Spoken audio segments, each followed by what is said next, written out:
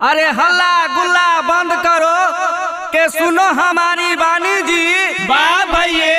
हल्ला गुल्ला बंद करो के सुनो हमारी वाणी जी। वाह भैये। इस देश में राम रहीम बाबा की कहानी जी। सत्य है जी। अंधकार में डूबा है देश, सबका सब परेशान है। वाह भैये। अंधकार में डूबा है देश, सबका सब परेशान है। वाह भैये। बलात्कारी को मिलता है Z+ सुरक्षा, फिर भी मेरा देश महान है। सत्य है जी। बोलो अब इस देश में बेटी को कैसे होगा रक्षा जी।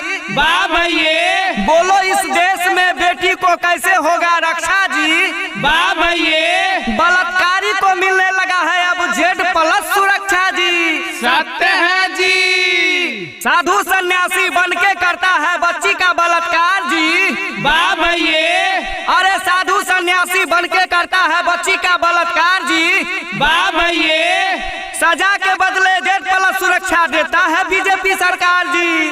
सत्य है जी। अरे राम रहीम के सुरक्षा देख आसाराम के फटे छाती जी। वाह भैये। राम रहीम की सुरक्षा देख आसाराम के फटे छाती जी। वाह भैये। जेले से मोदी को कहा हम तोहर नाना तू हमर नाती जी।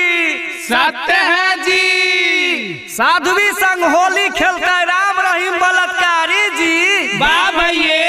अरे साध्वी संग होली खेलता है राम रहीम बलात्कारी जी। वाह भैये। कोई न कुछो बोलेगा, कहे के मिलल है सुरक्षा बड़ी भारी जी। सत्य है जी। अरे आसाराम मोदी से कहे हमरो निकालो हमर शीश जी। वाह भैये।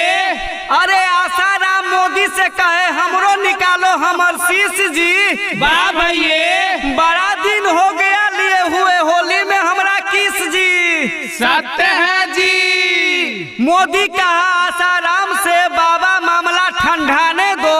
वाह भैये। अरे मोदी कहा आसाराम से बाबा मामला ठंडाने दो। वाह भैये।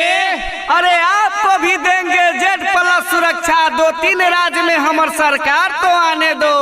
सत्य है जी। बलात्कारी की सुरक्षा पर अब होगा देश का रुपया खर्चा जी। वाह भैये। बलात्कारी पर होगा अब देश का रुपया खर्चा जी। वाह भैये। इसी बात का हो रहा है देश विदेश में चर्चा जी। सत्य है जी। राधे माँ सोच में पड़ी सुरक्षा देख बलात्कारी का। वाह भैये।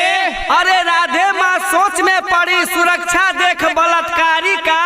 वाह भैये। होली में गुहार लगाए मोदी से कहे रंग दो मेरे साड़ी का। सत्य है जी। राधे माँ बोली आसाराम से बाबू मत घबराओ जी। वाह भैये।